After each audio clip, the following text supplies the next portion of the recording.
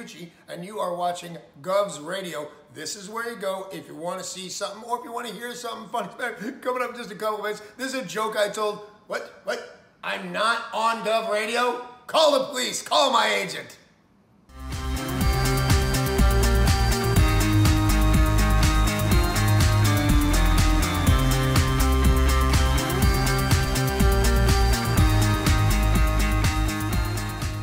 Tony, welcome to Gov. Hey, Joe, how are you? I gotta pat you down though, pal. Oh, yeah? Yeah. All right. Got anything on you? Anything I should know? I got nothing. Anything weird going on? What? All right, you go in, Tony. Good. Thanks, Joe. Appreciate it. Thanks.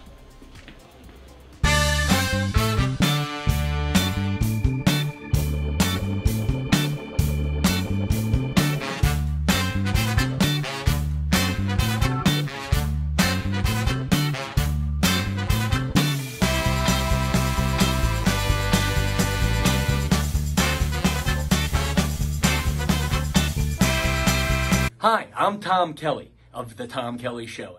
Yes, this is not the only time I've gotten on my knees in the back room of a comedy club.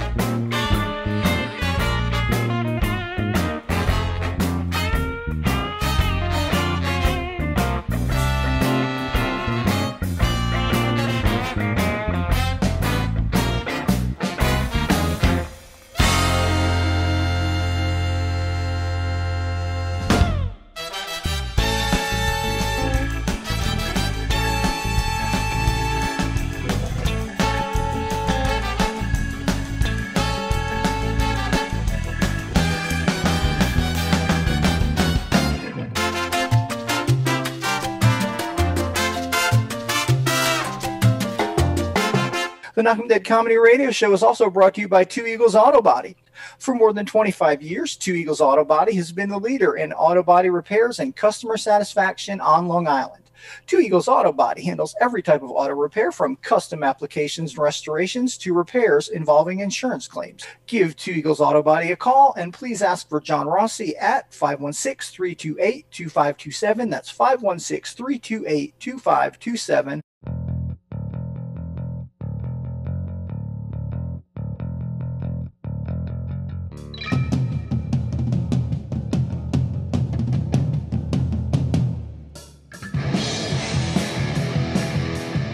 Hey, how do you say there, people? It's Johnny Brennan, creator of the Jerky Boys, also of Fox TV's Family Guy fame.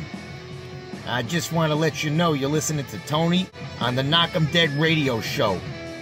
They're gonna keep knocking them dead, so keep listening, you wacky sons of bitch.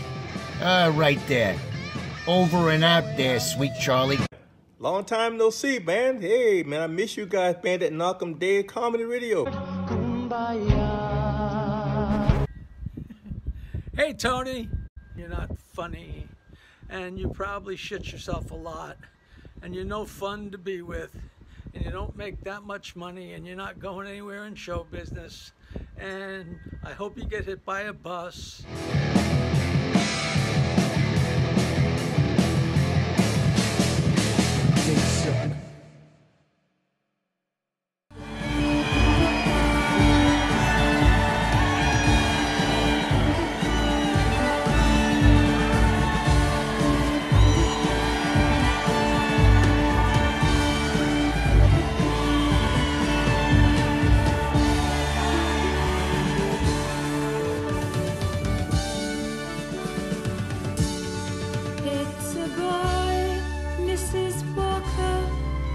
It's a boy. It's a boy, Mrs. Walker. It's a boy.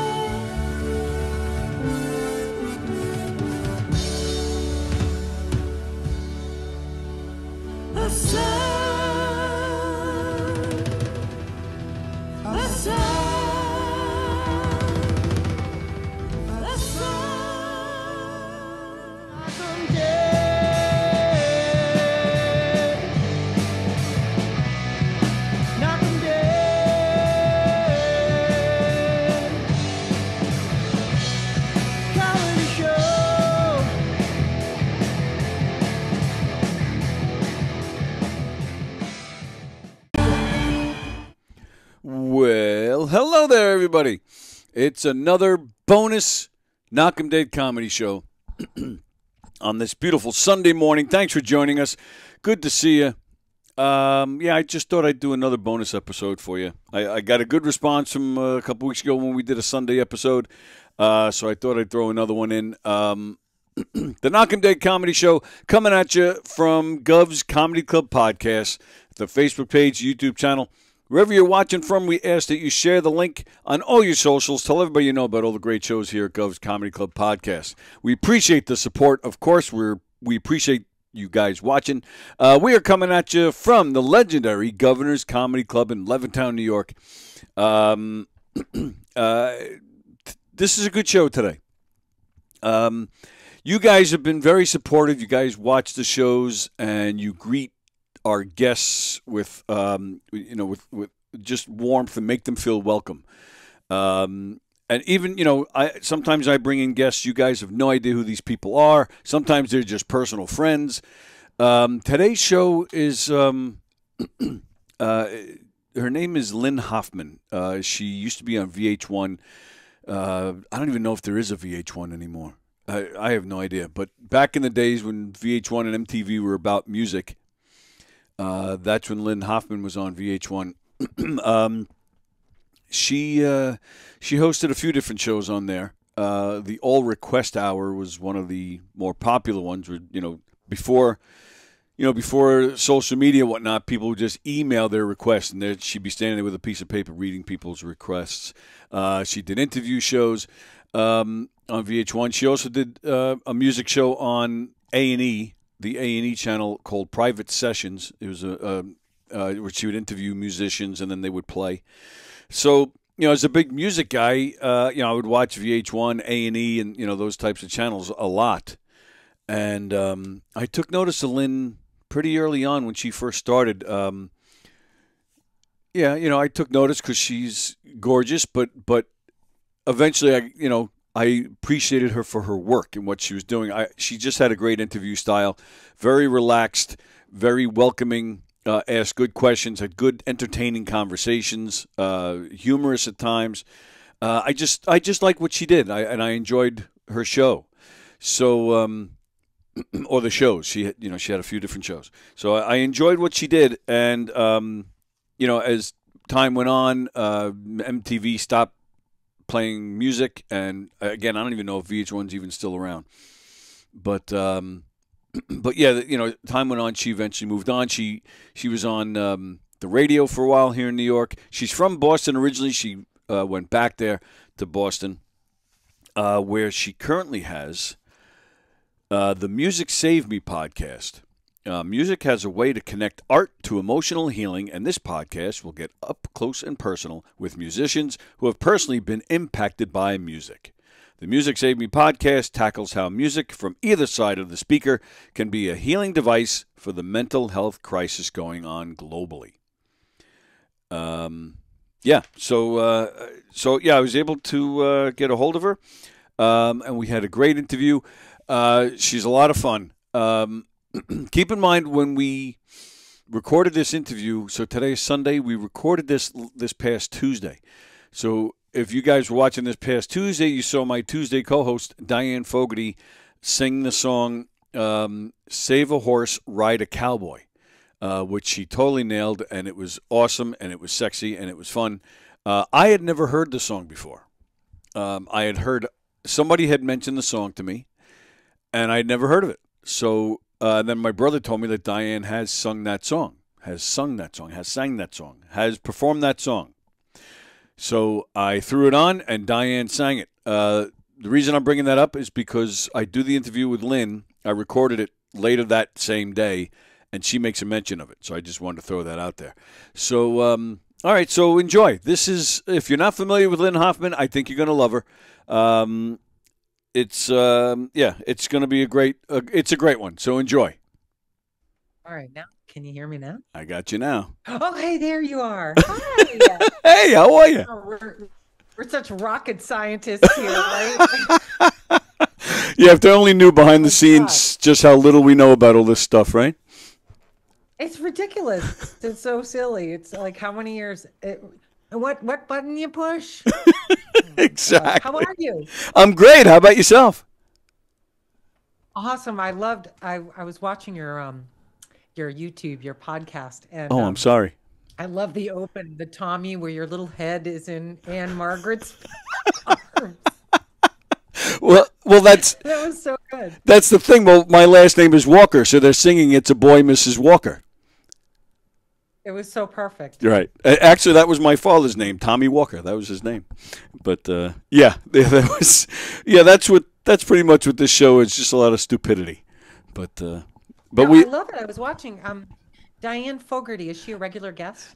She's on every Tuesday with me. That's so cool. I loved how she sang that Big and Rich song. That was. I could never have done it, but the thing that blew me away is that you'd never heard "Save a Horse, Ride a Cowboy." Come on. I never heard of. Well, come on. I mean, you're with me. You like good music. I don't know what that was. I mean, it was good because Diane was singing it, but I don't want to see Big and Rich singing "Save a Horse, Ride a Cowboy." That does nothing for me. I think they're singing it to the women, so I get why it would sound a little creepy because guys are singing that. But I get it. Anyway, you tell me when you're ready. What do you want? Unless you're just like we're already started. Yeah. I mean, yeah, we're. This is pretty much what the show is. What my show is. So okay. Yeah, I'm rolling. But yeah, I'll do a proper intro and all that good stuff. All right, awesome. I seem to have frozen those, so let me see. Oh, if I can I got you fine. You do? Yes. That's so weird. I know you've worked in all these like major studios, and it seems like things have gone backwards, hasn't it? Well, you know what they seem to have done? They seem to have gone full circle. So it's almost like, oh, wait a minute. We need the commercials to pay for everything, and we've gotten rid of all the commercials, so we got to come up with something new. Oh, yeah, television. Wow, what a concept. And Netflix, it's like, oh, I think we need an ad sales department. Right. I mean, even YouTube, for crying out loud, has all, you got to, it comes with all sorts of commercials unless you're paying for it. It's crazy. Totally. Yeah. Oh, my God. All right, there I am. I'm back. Okay. Nice. Okay. Yeah. All right. Put this on YouTube and stuff, so I have to look normal. Okay. Well, you don't have to worry about that. You look as great as ever, if you don't mind me saying. Yes, absolutely. Oh, thank you. Oh, yeah. I was going to actually mention that in the show, but all right. So, all right, well, I'll let you start. I'm not going to interrupt you anymore. Yeah, I'll do a quick intro, and then I'm going to ask you, to tell me about the Music Save Me podcast, and then I'll, go a little bit through your career, and I won't take up too much of your time. So, I'm actually really thrilled. Take up my time, please. You're Lynn Hoffman, man. I'm assuming you're busy. You got things to do. Oh, come on, really? Well, I am busy, but I mean, it's not often that. Well, I'll tell you, there's only one other show that's ever had me on. Oh, really? You. Come on, really? I'm serious. I'm. Do you want to guess who it is? Somebody. Oh, it's probably Stern. Wow. You really did follow my career. Yeah. I remember there's a picture of you and him together somewhere. So yeah, so I know. Yeah, I no messing around here. I do my research. No, you do, and that's really sweet. Oh well, thanks. I try. I don't want to. I'm not creepy. I'm just doing my research. Just some people. I don't find you creepy at all. Oh, thanks. Thank you. Okay. I find you delightful. Anyone wants me to have on their show. What am I going to look a gift horse in the mouth? Well, give it time, and eventually, I'm sure you'll be like, "Oh, this guy is fucked up." Okay. No. All right. So here we go. I'll do my intro, and we'll get moving. All right. I can't wait. Cool. All right, ladies and gentlemen, my next guest, I'm actually very thrilled to have this person coming in. What she just said is it's only her second time she's been a guest. She's usually the interviewer. Now she's the interviewee, and I'm very excited. I first discovered her, so to speak, on VH1 Classic, which is my personal favorite of everything she's done. Private sessions on A&E, host of her own New York City morning radio show, and host of the popular Music Save Me podcast. Ladies and gentlemen, Lynn Hoffman is here. Lynn Hoffman. I'm actually very excited about this. I am. I'm a big fan. it's weird. I don't know if people like you go back to when MTV first started. I think a lot of people that were a teenager in the '80s, like we were. You remember those guys when it first started? The Mark Goodmans and all that. I beelined home to watch it right after school. And us guys were always talking about Nina because she was the hot one, but I don't know if it's from that, but I've always enjoyed and I've always taken note of the VJs and even DJs on the radio, and I was a big fan of. Well, and I admit, when I first saw you on TV, I dropped everything. I said, "Who is that?" Oh, come on. Oh, that's a God's honest truth, Lynn. You're definitely one of the most. Yeah, I think one of the most beautiful women I've ever seen on TV. If you don't mind me being honest about that. And all right, how much do you want? You can Venmo me. No, God's honest truth. God's honest truth. And then, but really, and again, just being honest, that's what drew me in. But then, like I said, we all know the MTV VJs and all, but I kind of kept track of that stuff. But you especially, you and the guys that did that metal show on VH1, I enjoyed your style. When you talk to the people you're interviewing, there was a very relaxed vibe. It wasn't just somebody, asking one question after another and not paying attention to the answers. It was like a nice conversation. And I don't know if you agree or not, but these days with TV, nothing against shows like The Tonight Show with Fallon, but they're very quick. They do a lot of bits. It seems like their conversations are even scripted sometimes. The days of just having conversations on TV are kind of gone, and that's the beauty of podcasts. We can do stuff like this, but it just seems that it's not the popular way anymore. But I personally miss it. You had a nice way of interviewing people. They seemed to be relaxed. Your head wasn't buried in questions. It seemed like some of your questions were based on their answers, instead of just what you had to ask on a piece of paper. And I took note of that, and then you carried that over to private sessions, and then radio shows, and now the podcast. So was that a conscious thing, or you were just genuinely interested in whoever you were talking to at the time? Wow. Yeah, how's that for a question? Tony, you still awake? No, but I mean, well, I have to first say thank you for noticing and for for wanting to have me on. And it was really important. Hold on, let me check my notes here. No, I'm just kidding. It was really important for me to be that way with whoever I was talking with, because I wanted people to know who were, because the show was for the people watching at home. It wasn't for me or for the artists in the studio. It was, so I always remembered that there was someone there, and I wanted to make sure I was talking to them. But I also wanted them to know that I wasn't full of shit, that I was, that I did my homework, and that I cared, and that I wanted the artist to feel like I paid attention, and that, what I was asking them, I actually knew. Right. It makes for a better interview. They like the people that are genuinely interested instead of the usual questions, right? When did you start?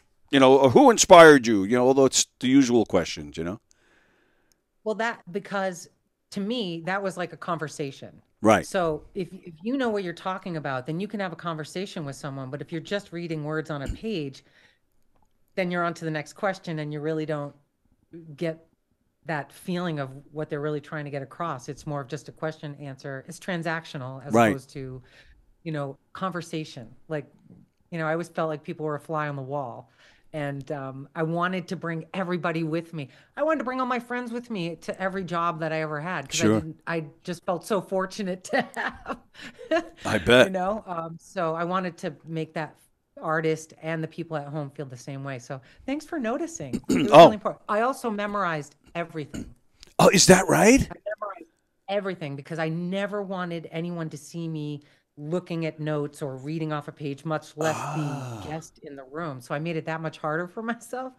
Wow. Yeah. Oh, all right, that I didn't realize, that blows me away. I mean, if I mean, if you're spending a good half hour with somebody, there's a lot to keep in that head.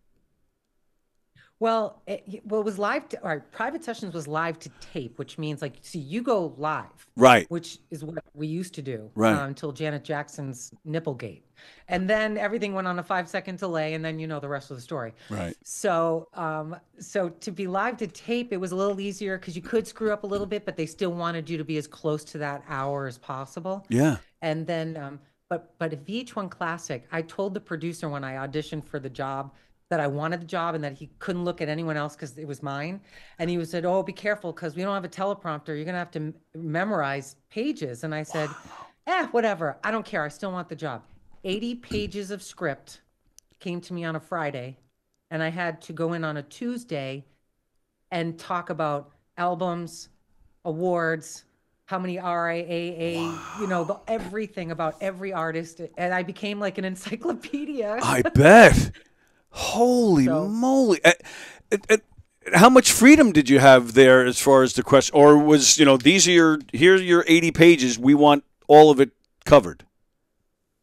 Well, it was, oh no, they once they realized they were working with a ham, that's when they started to write stupid stuff and say, you know, just do whatever you think and ad lib. And I thought, oh, all right, you know. And now I look back and I'm like, I was the queen of schlock.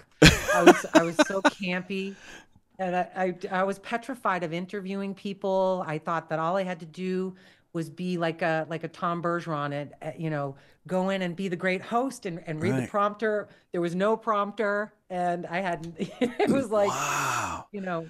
Well, see, now VH1 Classic was launched separate from MTV Network's little inside scoop there. It wasn't even a part of. They said, go make this. They had 30 people and said, go, you know, or maybe 20, and said, go make this channel valuable, and then we'll take it back. And as soon as they took it back, everyone was gone. Oh, is that what happened? Yeah, it's still upsetting to me to this day because I loved you. I loved that metal show. Like I mentioned, I had Jim Florentine in here, right here in the studio with me a couple of times actually, and it again, you guys just a relaxed style. But so did you already know a lot about these guys, or you needed those 80 pages? Because it seemed like it was flawless. It seemed like you guys just you knew a lot about music or rock and roll, and so which enabled you guys to have good conversations, or did you have to really study these guys? Well, let's just say that, you know, you really want this job so bad and you're so excited, and you basically moved to New York with like 6 months disposable income to make it work. I hear you. And you take the job and you're like, I'll do anything. I'll memorize. I didn't go out for weekends probably for 5 years. I was never out because I was home memorizing. So I did ultimately learn all of this stuff about the artists, but no, it was my first job in television, in music television, and I went straight to Classic Land to work with the pros, right? As opposed to all, you know.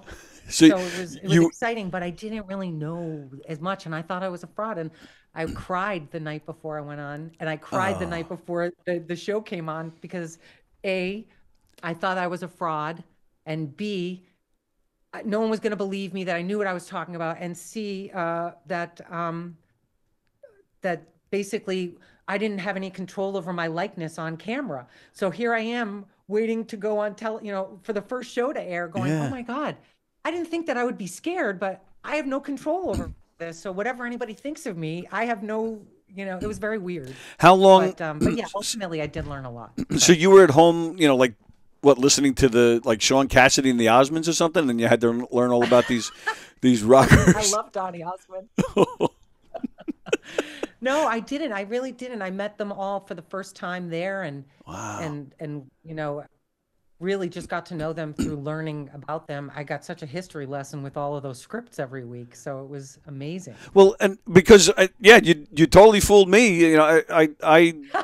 I'm one of those geeks that likes to read the liner notes to albums and stuff, and I know all the session guys. I've walked the streets in New York City and recognized session guys, and they look at me like I'm nuts. So you totally fooled me. So how far in were you? Maybe an X amount of episodes where you're like, all right, I think we're fooling them. I think we have a system down. I think this is working. I'm sorry, what was the question again? I don't know. No, was it like how many weeks in? Yeah, like how many, was it episodes or maybe after the first episode, you know, how long, maybe it was just, you know, amount of time, maybe after a day of taping or something where you're like, okay, I think I got this, and you maybe calm down a little bit instead of crying the night before. Oh, I never calmed down. I was just like, you know, I wanted to do everything, all of it. But we did a request show, which was really right. Yeah, the old request hour. Like, it's so weird. Right. It was the first digital launch for MTV Networks. It was the big digital turn of the century. Yeah. You know, thing. Yeah. And it was just it was interesting how it all played out, but it was like as you can see, I'm a really bad interviewee because I get lost in my thoughts. Not at all. But it was the request hour was a big deal because of emails and people's emails being read on air to them live, which was basically, I think, one of the highest rated shows they had. And so once that started to rate, I got a job doing morning radio in New York. Right. And when they found out at VH1 that I started doing the work in New York, they fired me.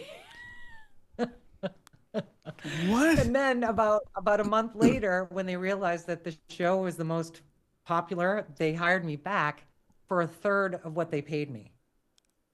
Wow. And I guess, yeah, because you're trying to survive, I guess you had to go back. You couldn't be like, I'm on the radio now, suckers. Well, yeah. I mean, I guess they were upset. I didn't think anything of it. I didn't even think the two were connected. You know? But sure. No, they didn't want me doing that while I was doing the other. So. Wow. That's all right, though. I was only on the radio there for 7 months before I was replaced by RuPaul. Oh, my goodness. Two totally different shows. No, I don't. No, sorry. Nothing against RuPaul. I'm not listening to RuPaul. I am listening to Lynn Hoffman. Especially now, the Music Save Me podcast. Tell us about that. How would you describe that to anybody that's never heard of it?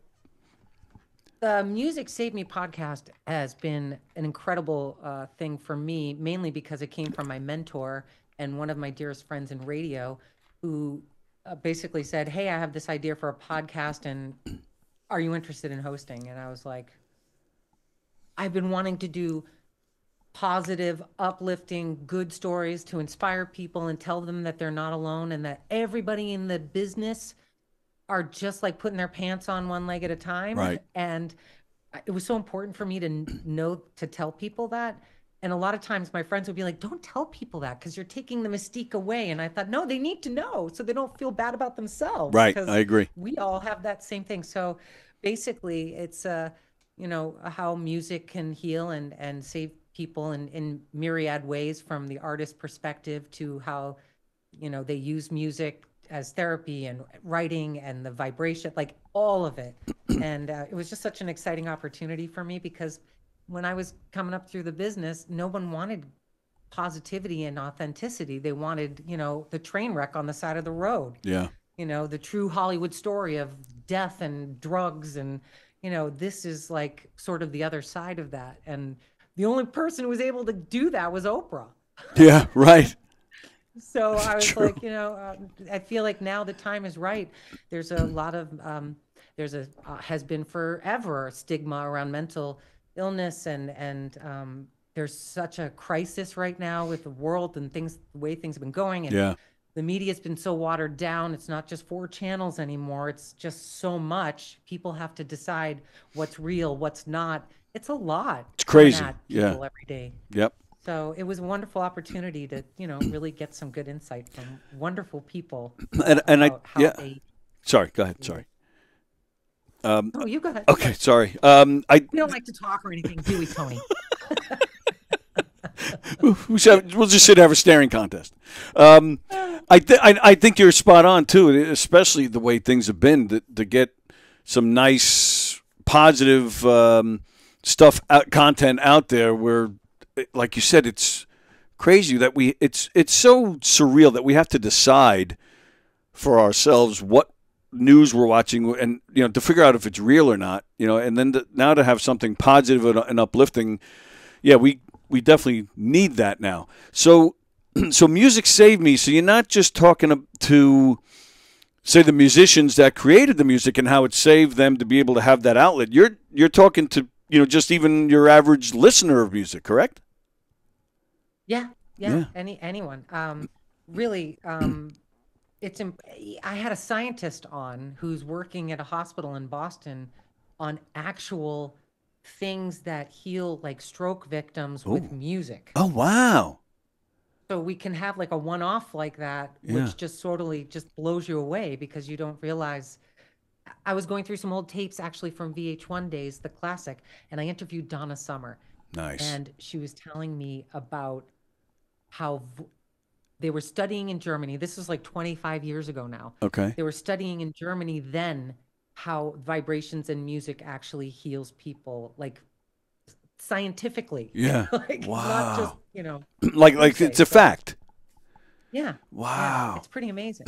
I believe that. I believe the mental health, your state of mind is just as important as, medication if you're sick or something. 100%. Yeah. 100%. Absolutely. That's always the last thing that you look at, right? Right. Yeah, that's the truth. Yeah. So let me ask you then, Lynn Hoffman, how has music saved you? Oh, wow. Turn the table. See that? See what I did there? Yeah, you did. Wow, that's a hard one. I was living in an apartment in Waltham, Massachusetts, a little 2-bedroom. It was me, my brother, my mom, and dad, and a small cat. And my favorite thing to do was to watch.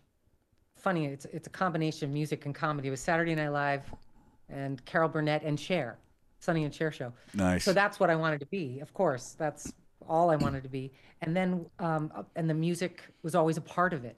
There was always music in there. So my parents wanted to foster that. And one day they came home with a new guitar for me when I was like, I think 8.5, 9 years old, and sent me down to the neighbors in the apartment below who played guitar, and he taught me how to play. And I really feel like that was the moment that my whole life opened up, and I wasn't this like, I had some kind of thing to look forward to that I really enjoyed. Wow. And it's carried with me ever since. And then it was like musical performance. Like I was in every play. When I went to college, I took every theater class I could take. Even if they didn't offer a new one, I'd retake another one just so that I could learn how to speak to an audience and perform and all that stuff. So yeah, I think music really saved me from a life that could have probably gone in another direction, because I was really bullied. That was part that I left out, was when I was little. I was bullied a lot. Oh wow! As a kid. Sorry to hear when that. I was really young. Yeah. And I'm so grateful for it though, because it really made me tough and who I am today. I know it sounds crazy, but the music really kept me focused and on a path, as opposed to I could have gone. Who knows where I could have. Sure. If I hadn't paid attention. Oh, absolutely. All of us, theater geeks that weren't good in sports, it gave us, an outlet, a place to feel, cool. So, yeah. So I hear you. That's great. Totally. Yeah. And I didn't know you played guitar. That's awesome. Wow. Yeah, guitar. I taught myself piano and drums, and wow. my mom would come home from school. My mom would come home from work. I would be there after school. Do you remember the boom boxes? Of course. Those big, yeah. So I had that on the piano at the house that my dad got from my mom that she never played. And I would tape my favorite song on the radio, and then I would listen for every note and figure out how to play it. So when my mom got home from work, I would play her the song, and she said, "Who taught you that?" So I was just listening to the song. I just found the notes and figured it out. So she said, "There's something there." My brother does that too. I can't play. Everyone could do that. Oh no! Don't shortchange yourself, Lynn Hoffman. There's talent and skill there. I can't. I've tried. I can't play a lick of anything. I stick to acting and comedy and hosting a silly show. My brother can. He just has to hear it, and he can. And he's in double digits the amount of instruments he can play. He just has to hear a song, and like you said, next thing you know, he's playing it. And I hate people like that. I'm jealous. Sorry, I'll leave now. No. I hate everybody but you. How about that? Wow. I don't know. I always thought that I was just off and weird and different than everyone else, but I also thought everyone was just like me in the same way. Yeah. So I don't know how that works, but Right. yeah, I was a pretty confused kid growing up. Because I wanted to do everything. I wanted to be Carol Burnett. I wanted to be Cher. I wanted to be in a band. I wanted to act. Wow. TV host. I wanted to be Tom Bergeron, the female version. Well, yeah. You know, that I think you accomplished. Oh, Yeah. and speaking of which, Yeah. thanks. I'm not sure if I'm allowed to say it or not, but Okay. there's going to be an announcement of a new podcast coming soon that I'm going to be hosting. Yeah, I did. I heard about it from Buzz. He gave me the inside information on that. Okay, cool. Yeah, I wasn't sure if I was allowed to say anything yet. I don't know if you're allowed to say it publicly or not, but so I don't. Yeah, I don't know if we can or not. But but I'm. We're recording this in a comedy club. I don't know if you're familiar from your time in New York, but we're at Governor's Comedy Club. This is where Eddie Murphy. Course. Oh, okay, yeah. Eddie Murphy started here. Jackie the Joke Man, who used to be on Stern. Lots of guys. Love him. Lot of. Oh yeah, Jackie's the best. Lot of history in this building. So so I might be able to help you guys out if with this new special announcement that I don't know if we're allowed to mention or not, but I might be able to. Of course, it's we're going to have a new podcast called Comedy Saved Me, and it's coming out this summer. And Okay. that's how I will leave it at that. But you mentioned Jim Florentine, and we taped an episode already. I just love him. Oh, Of course, he was on VH1 Classic, so we go back. Right. Oh bit. yeah. Such a great guy, nice guy. If you want to get him like going like on a rant, just mention Phil Collins. He hates. Oh, he doesn't like Phil Collins. He likes Phil Collins, but I think because Phil Collins was everywhere in the '80s, and I think Jim Florentine is still sick of him. I mentioned Phil Collins to him, and he went off for like 10 minutes on Susudio and what a horrible song that is. It was hilarious, and I'm a huge Phil Collins guy. Did you know that Phil Collins dated a news anchor in New York? Yes, Dana somebody. Dana. She was I on. loved her. She was on CBS. Yeah. Yeah. I had no idea. I thought that was the coolest thing. I just can't get over. She gets to go home to Phil Collins every day I after know. doing the news. That's so cool to me. Yeah, that's got to be kind of surreal, right? But how about what happened to him after he finished dating her, like getting back together with the ex-wife, but then while we're living together, she went out and married somebody else. Are you familiar with all that? Oh, geez, you know way more gossip than I do. I told you, I'm reading the liner notes. I'm a big geek with this stuff. Yeah, he got back together with his third wife, who's also the mother, I believe, of his last two children. They moved in together down in Florida, and then she said she had to go away for the weekend for some kind of business. She went to Vegas and married some other guy. Came back and told Phil, "You got to get out." And then they had this whole big. Oh my God. Oh yeah, whole big battle over the kids, over the house, over the finances. Yeah, it was crazy. It was one of the craziest things I've ever heard. Famous, I feel so bad. Yeah, it was. I feel bad for the guy. He's getting older. He doesn't look like he's in such great shape anymore. Sticking with keeping you sad. The whole big thing with Billy Joel, right? The whole the news with him. And he can't hear anymore. Yeah, they said That's just awful. And you know something that a lot of people don't think about, Tony, when the main guy gets sidelined? Yeah. The rest of the band doesn't work. Absolutely right. They can't make any money. I thought about that a few years ago. I had the pleasure of actually working with Huey Lewis at a charity event. It was a one-night thing. Amazing guy. Such a great guy. I mean, just down to earth, professional, got work done, but was very just cool about it. And we sat the very first time I met him for this event. We sat for about 10 minutes and just talked baseball. Such a great dude. But I thought that when his issues came up with his hearing, immediately I'm thinking, the crew, the rest of the news, like Huey's. I don't know. I'm assuming the news is doing all right financially, but they're not making Huey Lewis money. You know, so I did. I thought about those guys immediately. Like, you know, I don't know if those guys need to still go out there and play or not. You know, and so yeah, to your point, you think about that stuff. Yeah, I used to when I was younger, like you were saying about Phil or the '90s, you know, or the '80s of music, you know, let somebody else in. I used to say that all the time about Aerosmith because they would just have hit after hit after hit, and I was like, well, where's there going to be room for someone else to get a hit song in here? Because we're never, you know, it's all Aerosmith all the time. And then I got a little older, and I thought, you know what, that's what they do for a living. Why would I want them to stop? Much less, why would they stop? Yeah, you know, right. It's not an ego thing. A living. Right. Exactly. Right? And I think people, you know, I see a lot of similarities between the music world and the comedy world.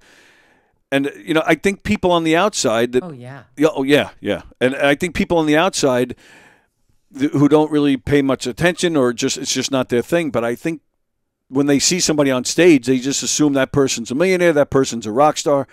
And it's not the case at all. It isn't. Yeah. A lot of times it's not. And yeah, it's interesting how everything is sold to everybody. And right.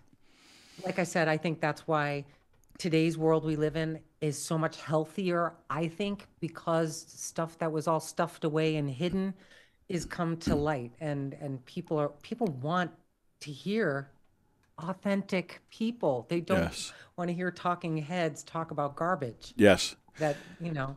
You know, like you mentioned back in the '90s when everybody was just fighting with each other on talk shows. You know, like Jerry Springer and that garbage. Oh yeah. Enough with that. So I can't believe we lived through that. Though. The stuff that we saw on television, I can't even believe it. Yeah. Yeah, it's true. But that's fantastic. So yeah, that where was it? Somewhere in Europe? Did you say that they're linking the music to people's well-being? Oh, that was Donna Summer telling me 25 years ago in Germany. They were studying it. But even today, the scientist was telling he had the first FDA approved. His name escapes me, but he first FDA approved device to help people with mobility after suffering a stroke. There's something about the beats and the rhythm, and it's a thing that connects to the body and plays a certain beat and helps you basically to learn to walk again. Like almost immediately. Wow. It's crazy. That's all right, well that's it's funny to me that you even say that because I'm actually I have a little experience in this, believe it or not. You do? Well, I had to learn to walk at one point. I'm an amputee. Oh wow. Yeah. I lost my right leg to I actually lost it to cancer. I tell most people shark, but I lost my leg to cancer, shark. It's such a better story. It's such a better story. I love that sense of humor. See, that right there is a testament to how people should live life. Really, it made to be able to make fun of myself, to keep laughing through it, and I mean, we tried to save the leg at first, and I did. It was cancer, so I had chemo. I was sick for a long time. And to keep that positive attitude, but also music too, to be able to, and this was before the internet, so I didn't have social media to stay connected with.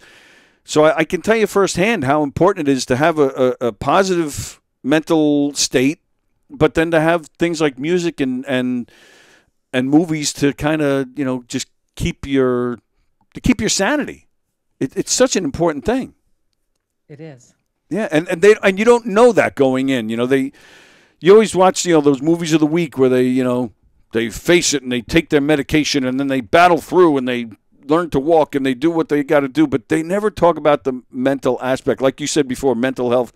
It's just coming to the forefront within the past maybe few years. Yeah, and thanks to podcasting, I think I really do. Yeah. Oh, that's true. I never thought about that. You're absolutely right.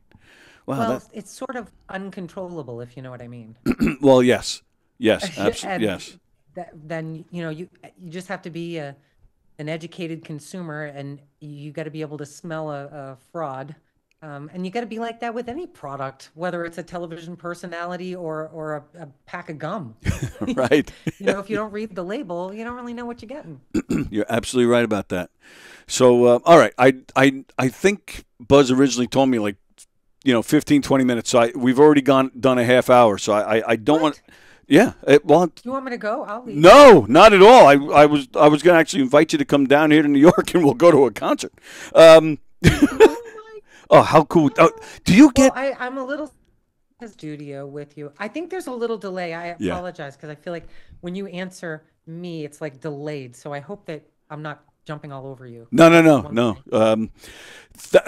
Jumping all over me. There's a lot of jokes I can say with that, but no, everything is great. Everything is stepped into that one. Yes, you did. Thanks for that softball. I appreciate it. Anytime. Listen, I started in morning radio with all the guys. Oh yeah. So I have thick skin, and nothing you can say or do can offend me. And in fact, try. It's not going to happen. Honestly, Well, good. And again, there you go. See that a good sense of humor, and yeah, that says a lot. That's great. Okay, so I'll do a few minutes, and again, I'm very appreciative. This is a big thrill because. Oh my God! Okay. I did lose you for a second. Say it again. If I start yawning, maybe that would be time to. like most people do when they come in here. Yeah. No. But next time, I'd love to sit in that cool race car seat you have over there. It's funny. Everybody talks about this. Yeah, this is actually a gaming chair. It's so cool. There's a comedian by the name of Anthony Rodia. I don't know if you're familiar or not, but he's currently selling out comedy clubs all over the country. But, he's another one. He started out here, and he used to have a podcast in here. And when he came in, he said, I want one of those chairs. And the club, this chair is $350. Wow. They don't spare any expense there. Yeah, right. Yes. Except when he left, they're like, I'm lucky to even still have this chair. I'm lucky to have any chair in here after he left. But, yeah, well, you're welcome. A lot of things in a green room. I've heard of a lot of things that, when guests come over and but the last thing I would have ever expected is like a chair, a specific chair. That's really cool. Yeah, right, right. You've arrived and you get a chair that you request. and hey, look, there's two of them. Ooh. I know. Look. See that? Calling my name. I'm saving one for you. Do you ever get back down here for anything? I've become extremely reclusive in the later years of life, so I don't get out much, and I'm not shy to admit that, to be honest, because I'm sure you are very similar, where I used to think that people thought I was crazy because of it, but I've been to more concerts and more comedy shows than most people in a lifetime. So right. I'm not missing. I don't feel like I FOMO, Yes, I hear you. Yeah. I don't get out much, but I might consider coming to do your show. Oh, that would be wonderful. You just tell me when, and I'll clear my schedule and make it happen. All right, awesome. I would love that. Love that. Me Seriously. too. Me too. Right. That would be great. All right. So let me just. I'm going to run a few. Don't skip anything. Just ask anything you have written down. All right. Rock and Roll Hall of Fame. So my show is every weekday, Monday through Friday. It's 90 minutes a day. I have arguments with. And we go live, so people call in and they get to comment because we're live on YouTube. So I read a lot of the comments. I've actually been arguing with some of the guys who watch the show. I like to call them extended family. So I've actually had some arguments with some of the extended family. Like when Cher got in last year, a lot of them were very excited. And nothing against Cher. In fact, you've even mentioned Cher a couple of times. But sometimes I look at people like Steve Winwood and I get mad. I'm like, how is Cher in the Rock and Roll Hall of Fame before Steve Winwood? Are you going to back me up on that, or are you going to tell me Cher deserves to be there before him? Well, we can have this conversation, or we can have the real conversation, which is what I'm always told not to do, which is like, all of the politics behind it has nothing to do with the talent and skill and the years of incredible music that both artists have put out. Yeah. No, you're right. So, you know, on its face, obviously, I would say music connoisseurs, or so I say music elitists. And I don't mean that in a negative way, because some people have said to me, I am a music elitist, meaning I only like certain bands and certain, you know, I never even knew that. I like everything. So, Absolutely. So to me, I can't get into an argument about anybody about it. Not for being, you know, scared about saying my opinion about something, but I don't think it would be on merit or skill. I think it's different. I think it's something else that we have not uncovered. A very politically correct answer. I'm impressed, and I'm sure you're thinking too. You know, you're somebody that has interviewed Cher, if I'm not mistaken, and you might cross paths with these guys again, so you don't want to piss them off. Very proud of what you did there. Funny, thanks for saying that. I have never interviewed Cher, but I have brought her on stage. Oh, okay. Once. And she told me, Lynn, I don't feel good, so I'm not going to sing. So you're going to have to come up with something. So I had to like do a little thing with her last minute on a stage in front of like 100,000 people. And then the other time I ran into her, I was at an art show, random, in New York City, standing in front. This is so funny. I was standing in front of a picture that the artist painted of Philip Seymour Hoffman. Oh, okay. No reason, just happened to be right there at that time. Yeah. And I turned to who I thought was my friend to like, wow, look at this. And I elbowed Cher. and she was like, oh, you like it? And I'm like, yeah. And she's like, I'm going to buy it. And I was like, okay. And so, yeah. So there's, wow. She walked out with the painting and everything. It was very cool. Because she took your recommendation. Oh, yeah. No, it's just because the last name was Hoffman. Get it? Ah, I see what you did there. Yeah. Wow. So, all right, let me go back. So, you brought Cher on stage. She told you she wasn't singing. So, what did you end up doing? I basically apologized to everyone that she wasn't able to sing. And I was so nervous. I thought everyone could see my heart pounding under my shirt. I bet. You know? Yeah. Because, you know, it's one thing to have a show, but to be at it was an event that the station I worked for put on. It was a 2-day, all day long event with the biggest names in music performing for free for the people of Boston. Wow. And it was called Mix Fest. Okay. Formerly Kiss Fest, but we stole it from, because, you know, that was the camaraderie then. You know, everyone was trying to beat everybody in the ratings, and It was a healthy competition.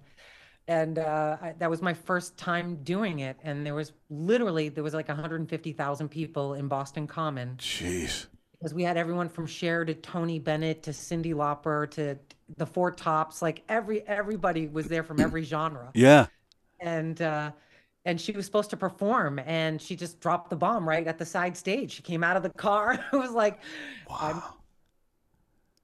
I have a cold, and I'm like, what do we do with that? Lynn, you go on stage. I said, okay. Hey, everybody. You should have grabbed your guitar. And the only other time I ever had to ad-lib like that in front of a large audience was for Stallone, because he was opening a Planet Hollywood, and I had to go up and like stretch because his flight was delayed. And then ultimately he showed up after everybody left.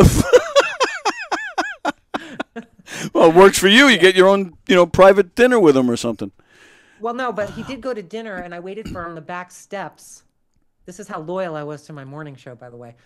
I stood after all day waiting for him. He didn't show. The crowd left.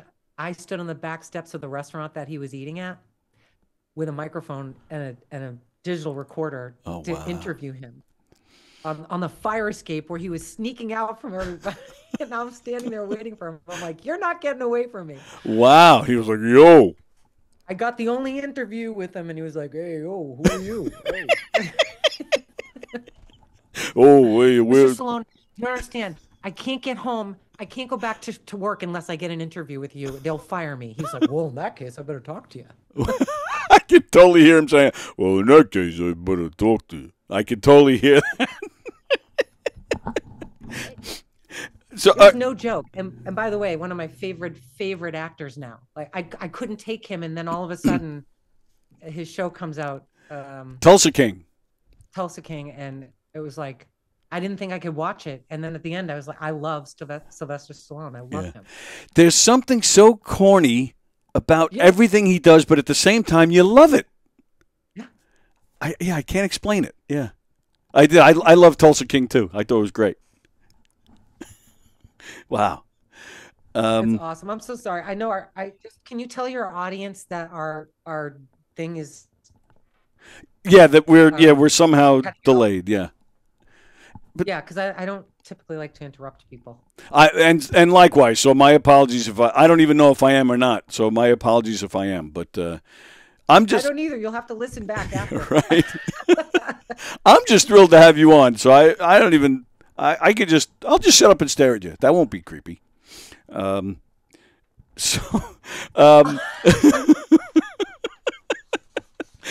on. All right. You have all those notes there. Something. You got something. I do. Bring it on. I like how you said I got something. You're talking about the notes. Okay. Yeah. So, all right. So, yeah, I'm just going to throw some names at you. Speaking of people that you've met and interviewed, I'm going to throw some names out. You can say nothing. You can say whatever you want about these particular people. Okay. Oh, God. Yeah. I'm putting you on the spot here. So I'm going to start. I'm starting off with Ringo. Ringo. Oh, my God. What a love muffin. A love muffin. Just the sweetest guy ever. Just so not what you would expect. Wow. You know, humble, down to earth, takes really good care of himself. Yes. Looks incredible. Having to carry that name and that title. Right.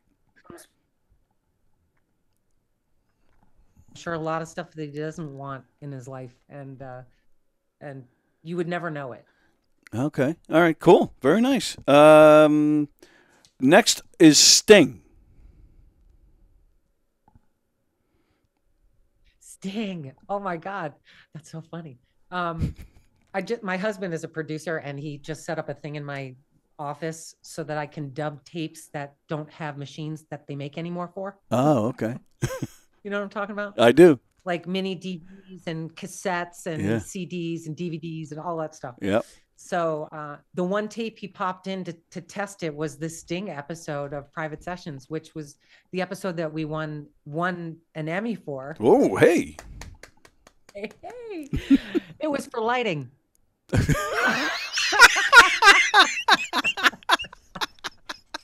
Yeah. We got... but I can say I was part of the team.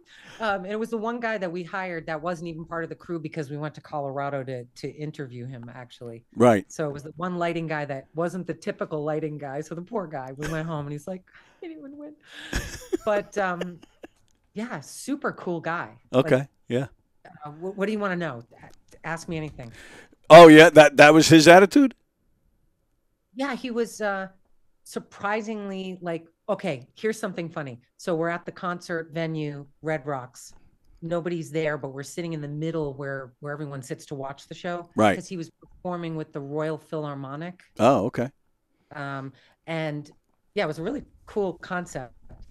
And all of a sudden they're like, you hear all over the speakers, everyone, all right, gotta move Sting, Lynn, yeah, there's a problem, we got a problem. What's the problem? What's the problem? There's no one here. They're holding all the people outside the venue so we could do the interview. Apparently, and I'm not making this up, they had to call a bee wrangler because bees swarmed. They have a thing there, I guess. In Colorado, there's a swarm of bees that all nested in one of the massive speakers that was going to be used for the concert.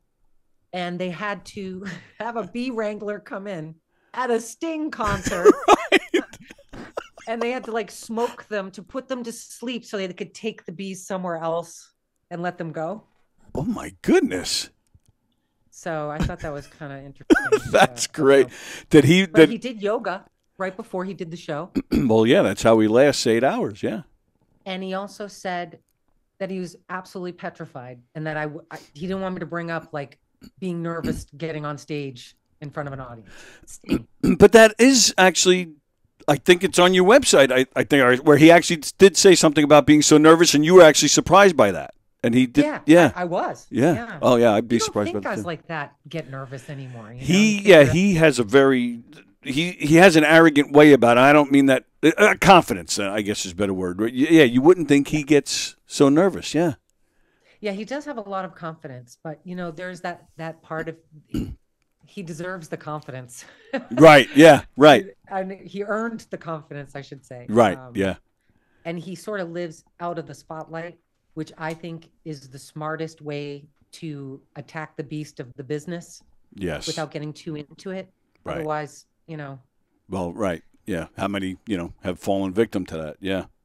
Yeah. They end up at some high-profile trial or something. Yeah. Yeah. True. Sorry, did I say that? Well, you didn't mention any names, but how he's still alive is beyond me. But not Sting, the high-profile. Yeah, you know what I mean. Yeah. This next one, I would think would be a lot of fun. Sheryl Crow. Oh yeah! Wow, gosh, you're going back. Sorry. Sheryl Crow. Which one?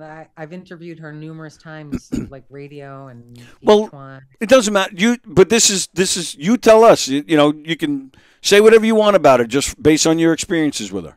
Oh, she's always been very. Here's the thing. People ask me all the time, who is the best person, or who is your favorite, or who is the nicest, who is the meanest. And of course, if you're in my family, you know all of those dirty details.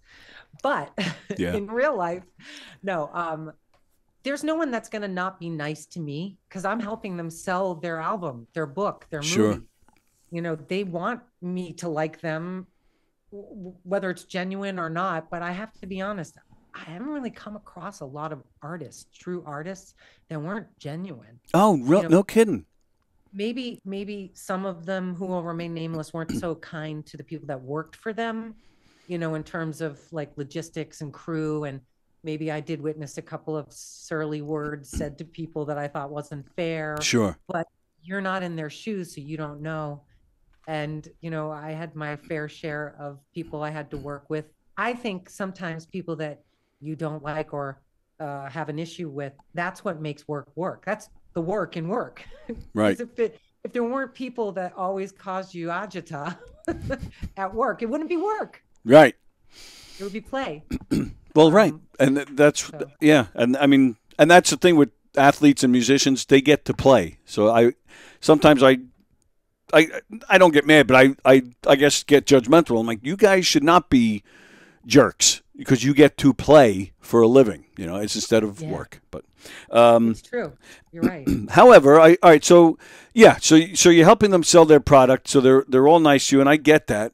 But I will say, like on your website, for example, there's a picture of you and Michael Douglas, and you have such a big smile on your face. My guess is that you were crushing on Michael Douglas at the time. Oh my God, Michael Douglas. Hello. Michael Douglas was like, so you picture, okay, I'll give you John Bon Jovi. The studio was on 45th Street. Right. And between 2nd and 3rd for A&E. Right.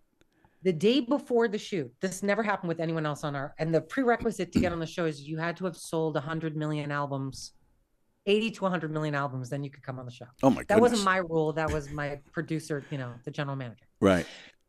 So everybody came and it was like, it was great. We've had Ringo and we've had Brooks and Dunn and we've had, everybody. I'm probably leaving a million names out, but right. 45th Street between 2nd and 3rd had to be shut down the day before so that 2 18-wheelers could show up and park in front of the building. And my entire dressing room had to be filled with every choice of guitar, almost as if doing the show was like a massive concert for 150,000 people or something. Oh, wow. And it was crazy. It was, amazing amount of work that went into having Michael Douglas drives himself there, gets out of his car, parks, goes upstairs, runs his fingers through his hair. He's in the dressing room with me, sitting next to me. He's getting his makeup and hair done. He's, And he looks at me. He's like, look okay? And I said, yeah. And he's like, all right, let's go do this. Nice.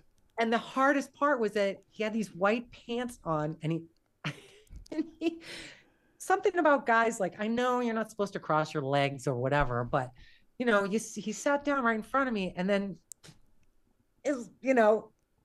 his legs were just like wide open, like a guy would sit, And I was like, it's really hard to talk to him while he's sitting there with his, but I did it. I got through the whole interview. And I have this little thing in my ear. It's called an IFB or something. Right. It's called. So like a producer can talk to me while we're live to tape. And they were all, I could hear them laughing at me. They knew I couldn't. But he was wonderful. And I surprised him with his dad, which was one of the last times we actually saw him on television. Oh, no kidding.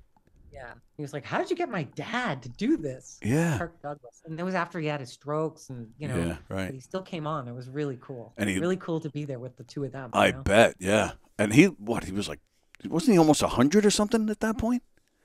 Yeah. He was like in his late 90s. Crazy. Yeah. But wow. Douglas was really, you think, A-list of A-list. Yeah, and exactly. He does his own hair and he just drove himself there. He's like, yeah, I'm not too thrilled with myself. Whatever. That is something. Wow.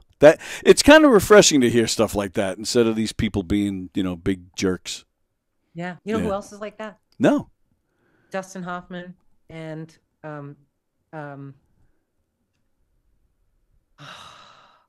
guy. I ate his liver with some fava beans and a nice Chianti. Oh, Anthony Hopkins? Oh, yeah. Really? Yeah. Amazing people. Like, I couldn't even get them out of the building. They didn't want to leave. Kind of like me and you right now. I'm feeling the love right now. I'm digging it.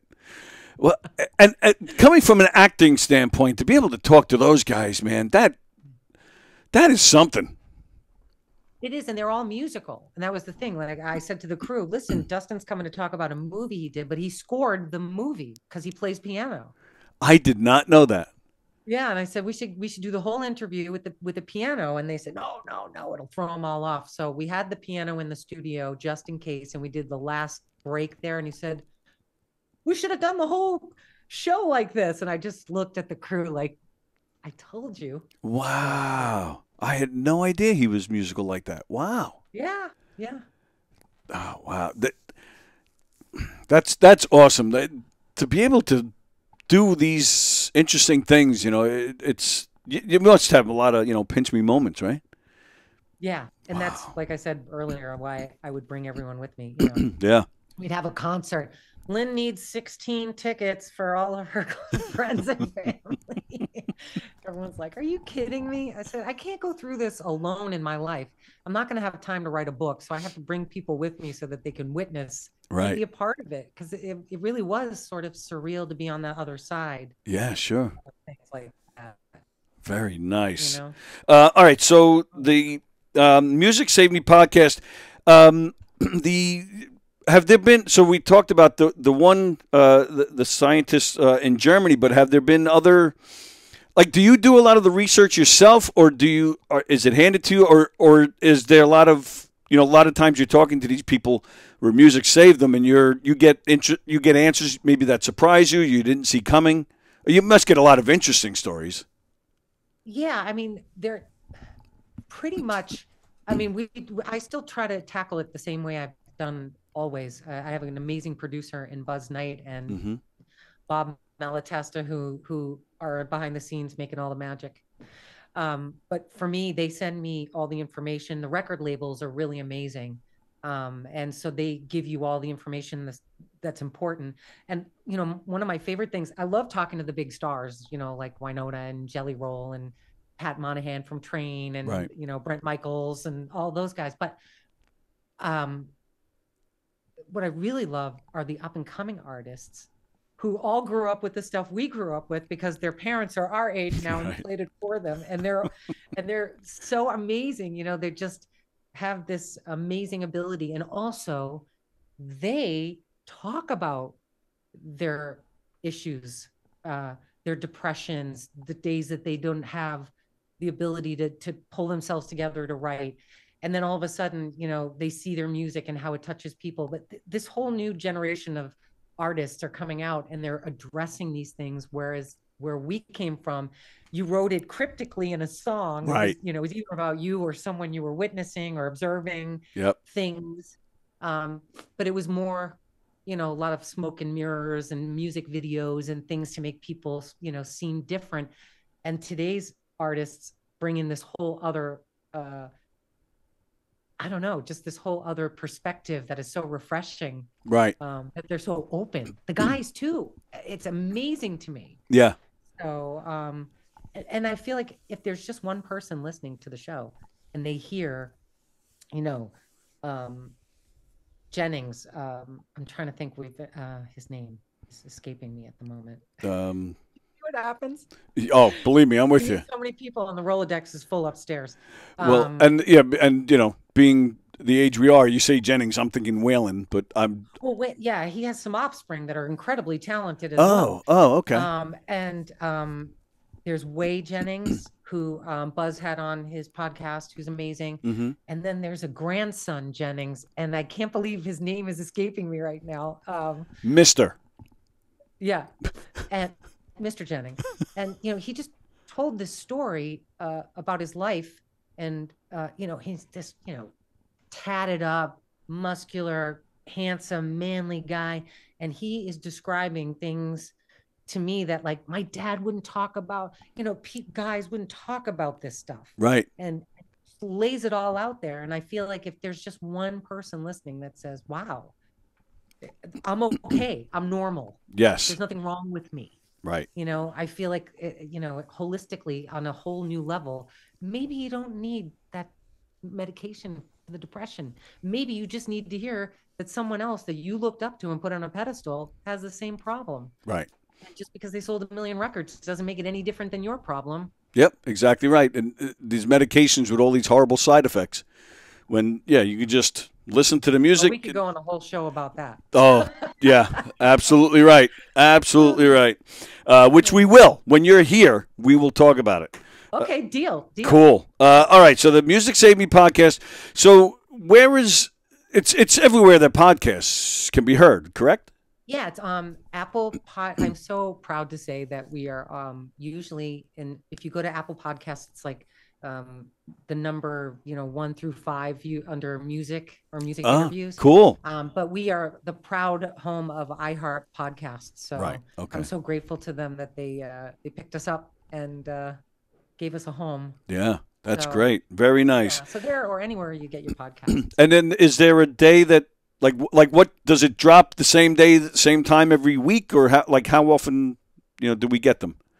Oh, these are good questions. Oh, that, thanks. My team would be willing to answer if they wanted to come out from behind the closet there. Okay, so. But I feel like Buzz is there. I don't think it would be bad if he came on. I didn't want to. I was trying to be respectful. There's no such no such word here, Buzz. It doesn't matter. Hi, Tony. Hi, buddy. How are you? Hi, Lynn. We release episodes every Wednesday for Music Save Me. Okay, every Wednesday. Very nice. And then every Wednesday. I didn't even know that. And then I just do them. I don't know when they program them. I just do them. That's it. See, that's nice to have a big star like Lynn Hoffman. She doesn't even need those details. Oh my God. People. Clearly, you have paid this man a lot of money. But on a serious note, how about we come on to announce the Comedy Save Me thing? Go into your studio there and do something, you know. Just say when. Just say when. That would be. I would love that. Would love to have you both here. That would be fantastic. Yeah. And then there won't be glitchy stuff happening because we'll be in person. So then. Screw ups, you know. But you have to own. But you may have to come out of hiding. I'll get you in. You know, we'll come to a show one night here at the club too. Oh my God, yes. Comedy is like you said, it's infused with everything, and the reason why I even wanted to get into entertainment, the music thing, sort of just it's throughout. So right. I think the two are very connected, though. Yeah. Oh, I agree 100%. And these comedians all want to be musicians, and we once had Ricky Byrd in here. He's one of the original Blackhearts, Joan Jett and the Blackhearts. I love Ricky Byrd. Such a great guy. We should call him right now and tell him you're talking about him. He would be so happy. Yes, he definitely would. And it was really funny though. He had his guitar, but he refused to play. He was sat here telling jokes, and he wanted to talk about comedy the whole time. We had to, throw all of our notes away and just sat here and talked to him just, about comedy. It was crazy.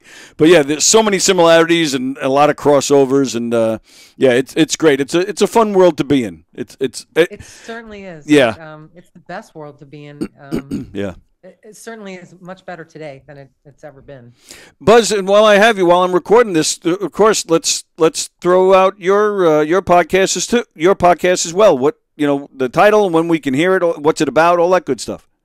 Mine is called Taking a Walk, Tony, and it's musicians of all types talking about their latest work, their influences, what got them there, and we release episodes of that one generally every Tuesday, every Friday, but sometimes even more than that, depending on what's coming around the pike. And been at it for 3+ years. Nice. 5+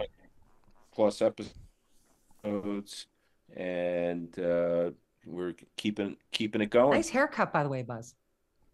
Oh, it's just I haven't seen you in a couple of weeks. Must be dirty or something. It looks good. Looks good. If you didn't know, Buzz and I go way back. Oh, okay. No, I did not way know back. that. Okay. Yeah, we've been friends forever. As the same with us. We've known each other for about a week. Oh, did you guys really just meet a week ago? Yeah, I sent an email saying I would love to talk to you, and then Buzz called me, give or take a week ago. Yeah. Oh my God! Well, I'm so glad that he did. Yeah, me too. Me too. At the legendary club there, Tony. Yes. There. Yes. Governors. Yep. Yeah, we were talking about that earlier. Eddie Murphy started here. Louis C.K. was just here a few weeks ago. Kevin James still shows up once in a while. There's so much history in this building. It's and you can't help but feel it when you're here, especially on show nights. There's just comedians of all types and all levels walking the hallways here, and we actually do a show called Live from Governor's Green Room, where we sit in the studio. This studio is maybe 5 feet away from the green room. So when they come off the stage, they walk right into the green room. And so we do a show here sometimes where we just grab them as soon as they finish. And they come in and sit down and talk about how the show went. And we've had guys talk about, the great audiences in New York. We've had guys not from New York complain how they didn't connect with the audience. It's just real and raw. And it's just a blast being here. I love every second of it. It's a lot of fun. That is so cool. Yeah. Just so you know, Boston, very much the birthplace, I think, of comedy in terms of getting comedians on network shows. Yes. And stuff. So very, very close to Buzz and I. I think we probably had comedians on our respective stations in Boston every Friday. Oh, every nice. Friday before a show, we would have whoever was coming through town on the show, and it was always hilarious. Yeah. Oh, it's nice to be paid to do something which includes laughing. Not a bad thing. Yeah, right? Absolutely right. And the money's not always great, but you still get to enjoy the journey, which is just as important. You can't put a price tag on that. No, that's right. We still are. So we're grateful, Tony, that you connected with us, and very thankful that you reached out, and thanks for certainly having Lynn on.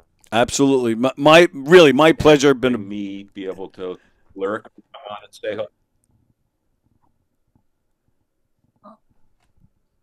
Are you hearing him?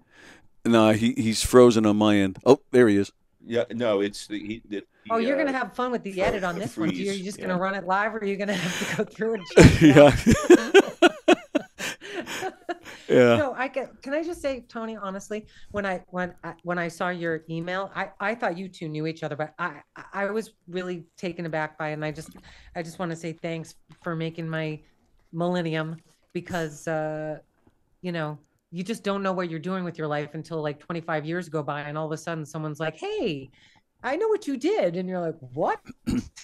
Yeah, and that's. I wasn't really doing it for anyone, Yeah, well, thank you for saying that, because that means a lot, to see what you've done, and to to feel connected to. I mean, I think that's what we all want, and to be able to talk to you, and for me to say thank you for, you kind of inspired me in here. 25 years ago, I didn't think I'd be doing something like this. I was acting, but I had no idea. Never thought about hosting anything. I've been doing this. I've been doing my podcast for 7 years, and it's like I said, you and Florentine, and actually, and aging myself. I was a big Mike Douglas fan. I like that style of just free-form conversation and just seeing where it goes and having fun with it. And you were a big part of that when I used to watch you on VH1. So so it was this is a big thrill for me. Without, again, trying not to sound creepy, but this was a big thrill, and I thank you for all the great work and inspiring me. Oh my gosh! Well, it's a love fest. Thank you, Tony. But Tony, thank you so much, seriously. And let us know when your schedule will permit, and I will come down. Like I said, you let me know what your schedule looks like, and I'll clear it. So I would love to see you guys and have some fun in here with you. That would be great. So, it would be nice in person. Yeah, absolutely. Thank you guys so much for this. This was Thanks, really great. And I'll talk to you guys again. Come on, Tony. We could talk for hours. My husband will say this. I'll leave you at this. He Okay. would say, for someone who talks for a living, you sure do give a lot of words away for free. It's true. I get sick of my own voice by the end of the week of doing shows. Me too. All right. Well, I'm virtual hugging you, and right back at you. Let's stay in touch. Sounds good to me. Thank you, guys. Really appreciate it. You too. All right. I'll see you soon. Bye-bye. Oh, we're gonna go away as soon as he hangs up. I'll talk to you later. Buzz already gone. All right. Bye. Bye, Tony. Wow. That was that great or what? Holy cow. That was fantastic. Lynn Hoffman, ladies and gentlemen. I don't know what I'm doing here. All right, I'm just going to shut it off. Definitely a love fest going on there, but was that great or what? Lynn Hoffman is I think she's just fantastic. What a fun interview that was. And that's what I love about the guests that we get on here. We get a lot of great people on this show. And I appreciate you guys letting me do this. That was just a personal thing that like a bucket list moment for this show for me. Just one of the people I've always wanted to talk to. I enjoy interviewing people who aren't used to being interviewed. They're usually the interviewer. So, and she said, I'm only the second person to ever interview her. Howard Stern and me. Not bad at all. But yeah, that was a lot of fun. She was down to earth. She watched the show and mentioned, Diane singing Save a Cowboy, Ride a Horse. Definitely a big love fest, but I think we made a new friend. And I think, I don't know, I just got the feeling, she kept talking about how she wanted to come in here. I think that's going to happen. I think we can make that work, and that would be great. We'll invite her and her husband and Buzz, and maybe we'll do something together. The Music Save Me podcast, which is great. I've checked out a few episodes. Go check it out. She's just a lot of fun. To me, it reminds me of this show a little bit. It's a little bit free form and just interesting, entertaining, sometimes funny conversations. So thanks for letting me do that. The Music Save Me podcast, and as you heard, the Comedy Save Me podcast, which is coming soon with Lynn Hoffman and Buzz. Be on the lookout for that. Check them out. Keep tabs on their socials. Check out their podcasts. They're great over there. And, we look forward to doing more with those guys. And, that was great. That was just a big thrill for me. So thanks. Thank you, guys. Okay, so time for us to go. Today is Sunday, so, of course, tomorrow we'll be back at 11. Coffee with the Dog at 9 a.m. Tomorrow, I believe Jeff is back tomorrow. I'm not sure. He may have set up a guest. I know we were working on a guest, but I don't know if we have it or not. Tyler, I'm sure, will be here as well. Tomorrow is Monday. What else we got? Steve Squared. Tomorrow at 6:30. And there you go. So, and of course, we got, Governors. So keep it locked here at Gov's Comedy Club Podcast. We appreciate you watching all of our shows. And, of course, don't forget the clubs. Governors right here in Levittown, the main stage, and the Giggle Room. the Brokerage in Belmore, and, of course, McGuire's out in Bohemia. Some of the names you'll see on a governor's stage this weekend, next weekend. Big J. Ogerson. Big J. Ogerson is playing the club. Mike Keegan, our pal Mike Keegan. Chris Cassandro. Anthony Rodia doing some dates, I think, at the Brokerage. Brendan Zagalo and Eric Tartaglione, the one and only Eric Tartaglione. What a great guy he is. Maybe I'll try and get him in here at some point this week. Okay, so go to govs.com, check out their full schedule of great comedy shows, make some reservations, and you will not be disappointed. The food here is great, the entertainment is great, and it's just an electric place. Love this place. What else? KnockemDeadComedy.com. Be sure to be on the lookout for our murder mysteries. This coming Friday is the big day, June 6th. We're doing one of our murder mysteries at the Knights Columbus in Hicksville. So go to KnockemDeadComedy.com, and I think that'll do it for us for today.